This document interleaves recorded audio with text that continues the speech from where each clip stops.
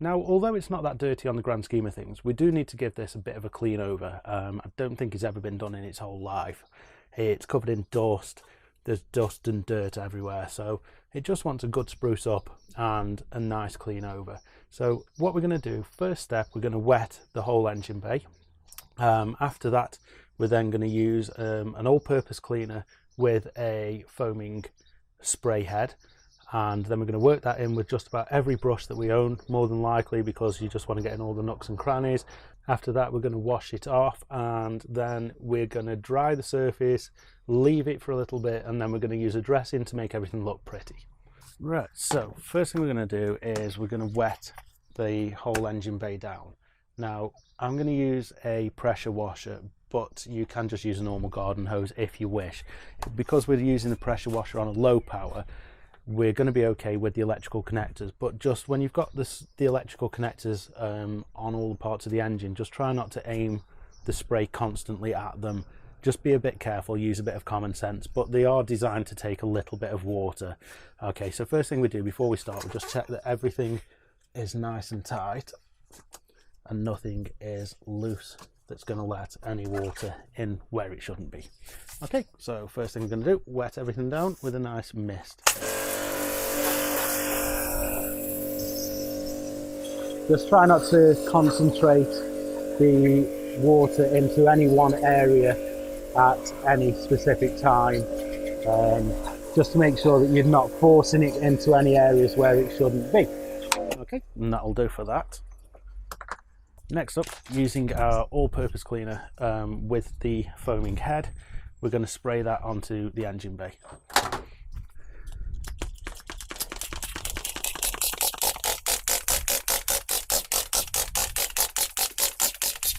Just going to give everywhere a good coating with the all-purpose cleaner, which is mixed to 8:1 ratio. It's quite a strong ratio, but it will get everything nice and clean, and that's the idea that we want.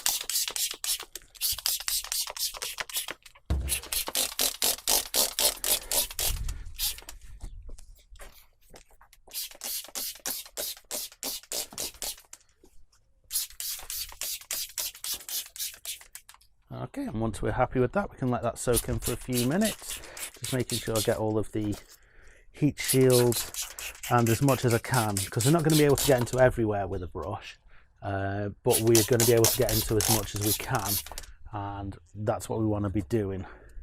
Okay, we'll give that a moment or two. Okay, when we've given that a couple of minutes to soak in, we can start working our different areas with our different brushes. So, looking at this engine bay, we've got some lower sections down there, which I'm going to have to use a step to get up because I'm only short, but we've got some sections down here that we're going to use a longer brush to get into, then we can use the smaller brush on the tops. So we'll clean the deeper areas first.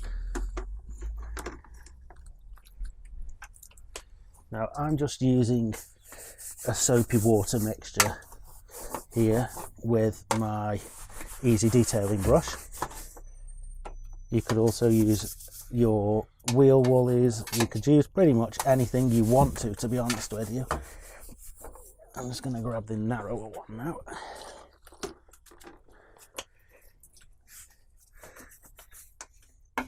Just be careful when you are pushing on any areas where you've got an electrical connector, just to make sure that you're not disconnecting anything, because you don't want to be doing that too much. On the surface of this, it is mainly just dust that's accumulated over time from the car and its various stages of its life, really. But we just want to try and get in as much as we can with your easy detailing brushes and your longer brushes into the areas that you can't reach. Then we'll do the surface sections afterwards using the normal standard detailing brushes.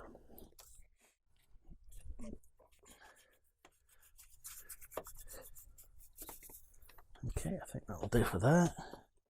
Now you do want to do this cleaning the engine bays on any car, no matter what it is.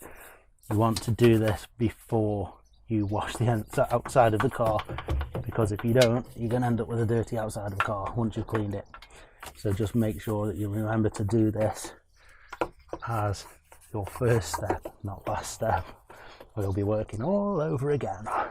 Okay, so now that we're happy we've got down into the areas with that, I'm going to use a big brush. This is one of your detailing engine brushes, which you can get in a set, and they're not expensive. It's a boar's hair brush, so any surface that it gets in contact with, it's not going to cause any scratches or damage. I'll just wet the surface again. You can keep re-wetting the surfaces as and when you need to, so if you are working on an engine that's this long, because it's a lot longer than a normal engine, it's quite large in that sense. So if you are working on something that's this big, you might want to try and do it in 2 goes. So you'll do the back half first and then the front half, especially if it's a warmer day where your product's drying out, or if you've warmed the engine first.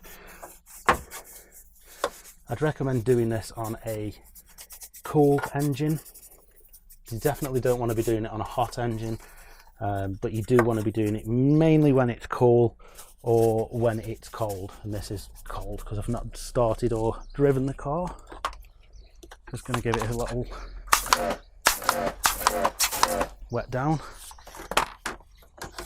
and also I'm just using a bucket of normal soapy water too,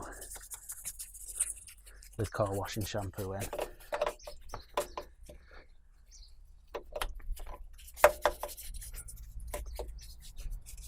As I said before, with your electrical connectors, you don't really need to be worrying about disconnecting or taping a lot of it up.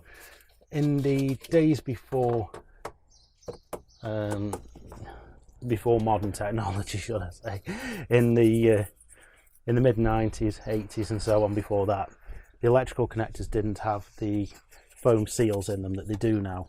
So when you were jet washing an engine bay in those days, you had to be really careful because the connectors weren't water sealed, whereas now they do tend to have a lot of water sealing in them. It's not going to withstand if you blast it with a pressure washer, but it will withstand quite a lot of quite normal everyday abuse. So if you're just washing with a hose like we are, you'll be fine to just wash them over and nothing bad's going to happen. Just trying to get into as many of the areas with the bigger brush, and then we'll switch down to a slightly smaller brush afterwards and just work into some of the areas that we can't get into.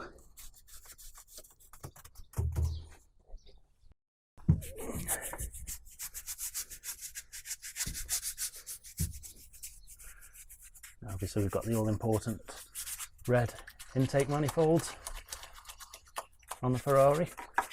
I'm going to give those a little bit more attention, and what we'll probably do is we'll give them a clean off now, and then we'll probably come back over and clean these again once we've completed the cleaning of the rest of the engine bay.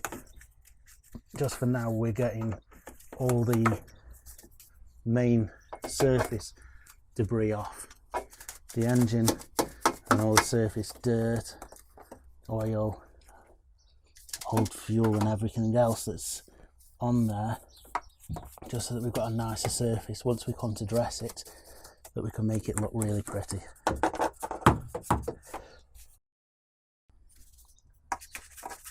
After all, it's a lovely car and it deserves to have a nice engine bay. Okay, now we'll go through with a slightly smaller brush, just because it can get into these areas in the chassis and in the engine cradle that the other one can't. Just giving everything a nice clean, because once we get round to dressing the surface, we want to make sure that we've got the best prep that we can have done, because the dressing will then last a lot longer and will look a lot better once the surface has been completely detailed and is clean from dirt and dust.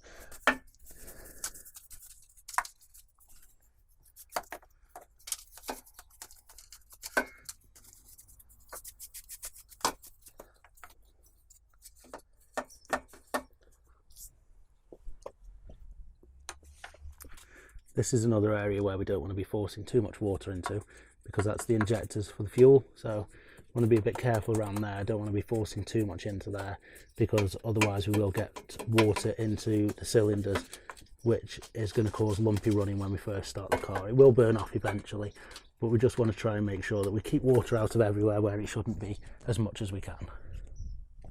You can use all sorts of different brushes. For example, under here we can get the wheel Woolies brush, use that under there, so we can get underneath this expansion tank and get that nice and cleaned out. So it's like I say, you need a lot of different brushes when you're coming to detail your engine, but this is where you start to get your money's worth out of them. Okay, and once we're happy that we've got everywhere, we can then give the engine a clean off and see if there's any areas that we've missed or that we need to reattach.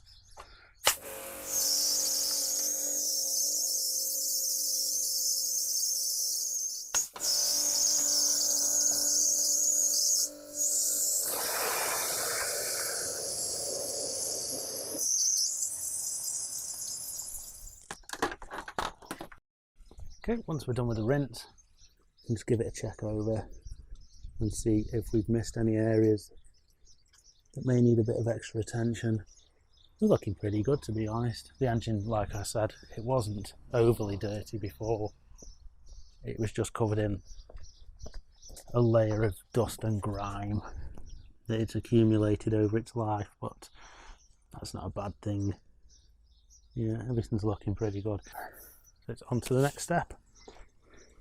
So using an old drying towel, just going to give all of these surfaces a wipe down to remove a lot of the standing water that's on there. Because we're dressing the surface after, we'll probably not go too mad with this step.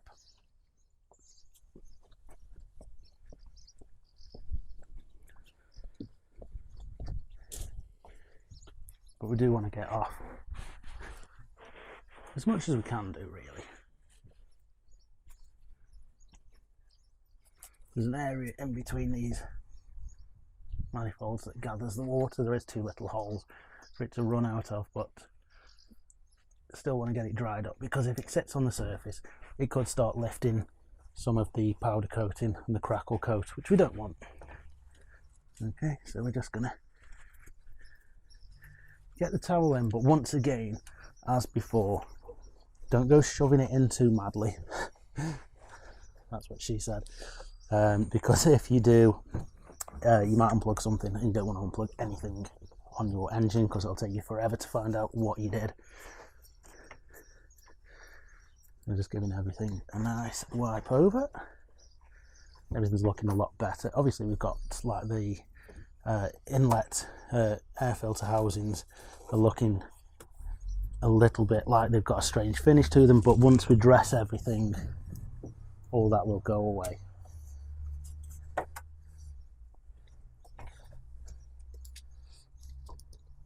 So we're just blotting the water up, really, on all of the connectors, all of the faces, everywhere. So we're going to want to do the other side, same again. Just blotting the water up, getting it off these manifolds, getting it off the rocker covers and the airflow meters.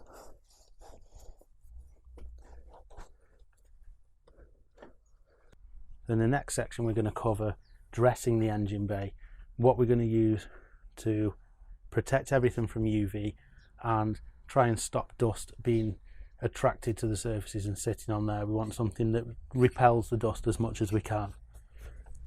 So that's what we're going to cover in the next section. For now, just going to be making sure that the surfaces that we're working on are clean, and then we're going to leave them all to dry off. Although the protectant I'm using is water based, it's still probably best if we let the surfaces dry as much as they can before, just so we don't mix the dilution ratio down any more than it already is. Okay, now we're all done with that. Last thing we're going to do is start it up let it run, let it warm up, and let some of the water evaporate off the surfaces. So fingers crossed, if we followed all our precautions properly and everything is okay. But this being a Ferrari doesn't mean it's going to start.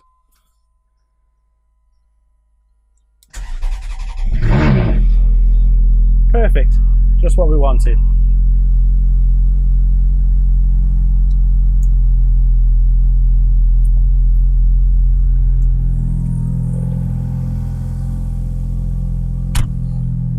No problems, no fuss, no drama.